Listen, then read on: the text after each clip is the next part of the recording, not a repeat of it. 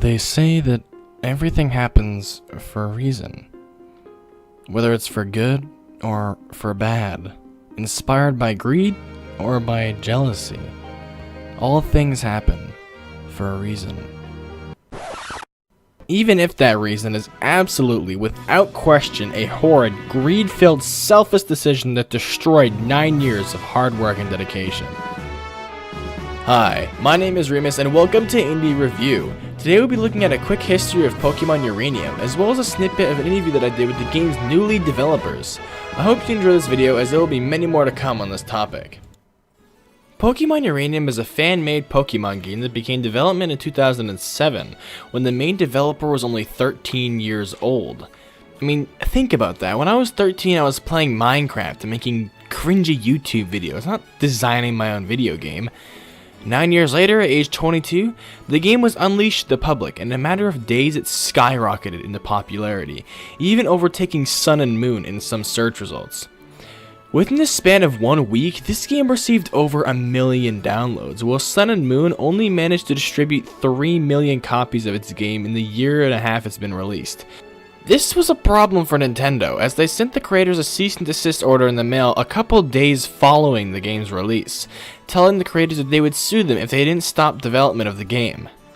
The next day, a statement was issued saying that they would cease development of the game entirely. Now, this caused mass panic in the game's community, as that means the online servers would go down and nothing would happen on the game in the future. But this wasn't going to happen if fans like Elle and Cody had anything to say about it. Because just a few weeks after the game's server shut down, they and their team overtook the operation to breathe new life into the game. The following interview is with Elle and Cody, two members of the team that have overtaken the operation to further develop Pokemon Uranium. I hope it explains some of the questions you have all been dying to ask. But without further ado, let's get right into the interview. Alright, so you guys are the team who have picked up the reins for Pokemon Uranium, right? That is correct. Yep. And so what is being done by you guys and your team to further assist in the continuation of the game itself? So essentially, to answer the question, we'd have to go back in time to what brought us here in the first place. Essentially, what happened was the original development team consisted of 2 people. That would be JV and Involuntary Twitch. Mm-hmm. Shortly after the full release of the game, they received a cease and desist letter from Nintendo. And all of the services were shut down. The websites, the online servers, social media, you name it. It was all wiped off the map. Mm-hmm. So essentially what happened is, after a few weeks of nothing, a whole bunch of the people from the community, such as myself and Elle, we all kind of came together and replaced everything. All right. Speaking of cease and desist, you talked about it a little bit earlier. If you were to get one, how would you proceed if you if Nintendo did send you a cease and desist order? I really haven't thought about it that much. I mean, the possibility is always there. That's something that you keep in the back of your mind. But at this point in time, we've been doing this for almost a year. We haven't received anything. That's not to say that we won't receive anything in the future, but I think the game plan is to react accordingly. So I think the main focus right now is to cross that bridge when we come to it. All right, and another question I have is, were you personally asked by the developers to continue operation for the game? And if not, how did you obtain the RPG Maker file? No, we were not.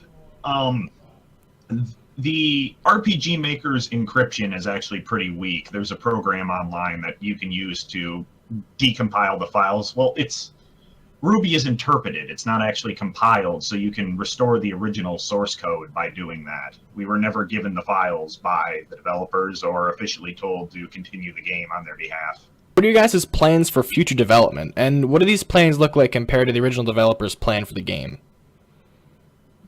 We're trying to stay as close as possible to their original intention for the game. We've been asked to add other Pokemon and such, but our plan is to just fill out the remaining Pokemon. There's, was it 7 missing legendaries now? Yeah, and fill out the remaining 200 of the decks. So we're planning to add the new town to the game. There's a couple routes we were thinking of, and a bit of post-game content that we were going to add in.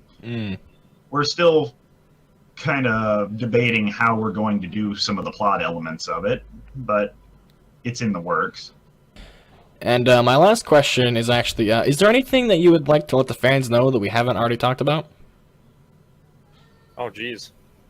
Not without getting all mushy. There's been a lot of appreciation and a lot of education that as I've taken away from this project. And if one person watches this video and realizes that we're still working on this game and that we are still putting dozens, if not hundreds of hours of our time into this project, you have to understand that we're all volunteers. But, you know, we're not making money from this project, and we never will make money from this project. And that was a decision that we all agreed upon for a various number of reasons.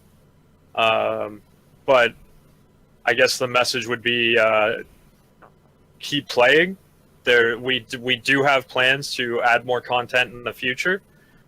We still host a whole bunch of events here and there, whether it be on the forum or on Discord or over Twitter. And we hope, or at least I hope, to continue working on Uranium well into the future. Yeah, well, thank you guys. We got a lot of really good answers, had a lot of really good questions, and I think it was very informative. A lot of people are going to take a lot out of this, I hope. So, yeah, it was great talking to you guys. Awesome. Thank you for letting us do this. Yeah, no problem. Anyway, this has been a quick snippet of the interview. I hope you enjoyed it and it answered some questions and got you thinking about the game again. For the full thing, make sure to check out www.it'sindiereview.weebly.com, and I hope to see you in the next one.